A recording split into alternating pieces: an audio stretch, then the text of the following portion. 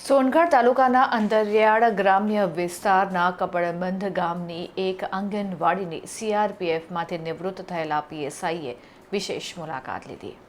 કપડબંધ ગામના રહેવાસી અને સીઆરપીએફમાંથી નિવૃત્ત પાનિયાભાઈ સાહેબની ઈચ્છા અનુસાર નાના બાળકોની ટી શર્ટ અને ચોકલેટનું વિતરણ કરવામાં આવ્યું. આ નિમિત્તે સોનગઢથી નગરના આગેવાન વડીલ પ્રવીણભાઈ શાહ, બકુલભાઈ મહેતા, રીનલ ગાંધી, વિજય પાવશે વગેરે ખાસ ઉપસ્થિત રહ્યા હતા. પ્રાથમિક શાળામાં ધોરણ 1 થી 5ના વિદ્યાર્થીઓ એક જ ઓરડામાં ભણે છે. ભણે તો છે પણ ત્યાં પણ એક જ શિક્ષક. ત્યારે આ કેવું ભણતર અને શું કરવા માંગે છે સરકાર?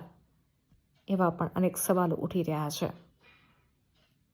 પાનિયા સાહેબે ચિંતા વ્યક્ત કરતા જણાવ્યું હતું કે આંગણવાડીના નાના ભૂલકા અને ધોરણ 1 થી 5ના વિદ્યાર્થીઓ સાથે એક જ રૂમમાં આ રીતે ભણતા હોય છે, ત્યારે સરકાર અને તંત્ર કેમ આવું કરી રહ્યા છે તેવા સવાલો ઉઠાવીને એક ચિંતા વ્યક્ત કરી હતી.